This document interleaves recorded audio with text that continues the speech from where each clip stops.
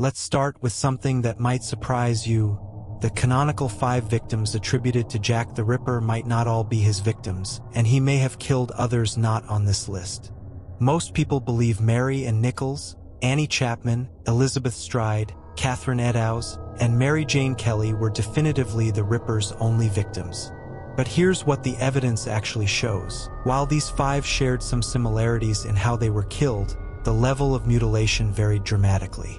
Elizabeth Stride, for instance, had her throat cut but no abdominal mutilations, completely inconsistent with the Ripper's pattern. Meanwhile, a victim named Emma Smith, who survived an attack in April 1888, described multiple assailants, suggesting gang activity in the area that might account for some of the murders. Why does this matter? Because by fixating on exactly 5 victims, investigators may have missed crucial connections to other crimes that could have helped identify the killer. This strict categorization has actually hindered the investigation for over a century. Now for the most shocking revelation. Jack the Ripper's supposed medical knowledge has been wildly exaggerated.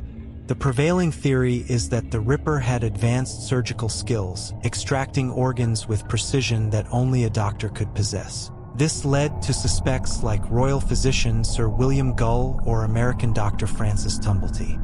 But the original autopsy reports tell a completely different story. Dr. Thomas Bond, who performed the postmortem on Mary Kelly, wrote explicitly, "The murderer must have had some rough anatomical knowledge, but no scientific or anatomical knowledge.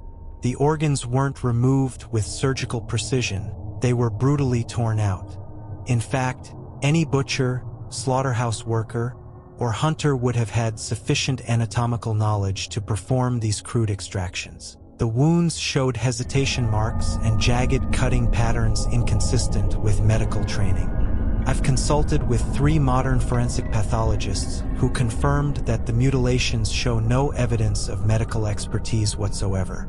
This completely transforms our understanding of who the Ripper might have been, eliminating many suspects and opening up entirely new possibilities that investigators never considered."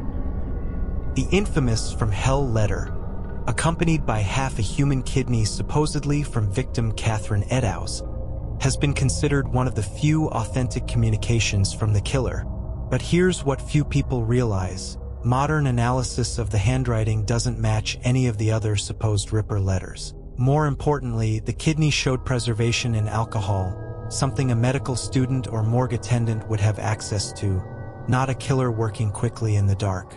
This suggests the letter was likely a sick hoax perpetrated by someone with medical access, possibly even a journalist trying to sensationalize the story. The press actually named Jack the Ripper from another almost certainly fake letter, creating a media persona that may have had nothing to do with the actual killer.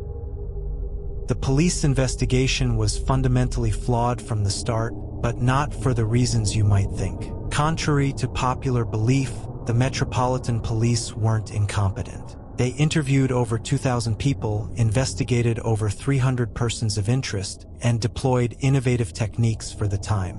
The real problem was that they were working with a fragmented jurisdictional system. Whitechapel straddled 2 police districts, the Metropolitan Police and the City of London Police. These departments rarely shared information, had different leadership, and often actively competed rather than cooperated. This allowed the killer to exploit gaps in coverage and communication. Even more critically, the classification of the murders as domestic crimes rather than serial killings, a concept not yet understood, meant they missed pattern recognition that could have connected crucial evidence.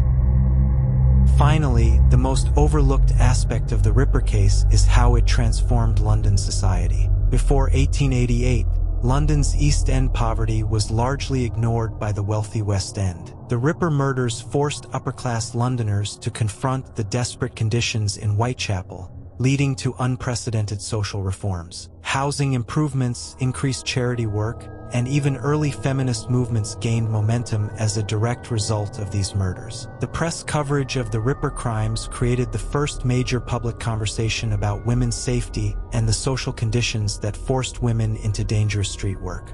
Ironically, A killer who targeted society's most vulnerable may have inadvertently triggered reforms that would help those same communities. This broader impact reveals why the Ripper case remains relevant beyond just the morbid fascination with an unsolved crime.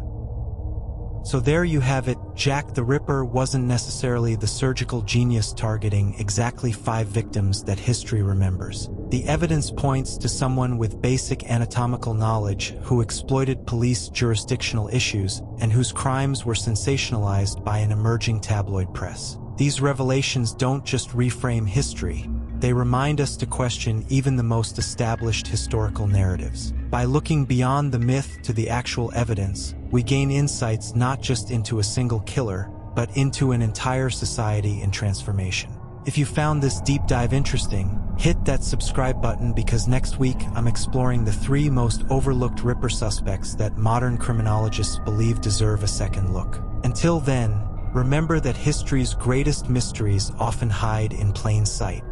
Thanks for watching.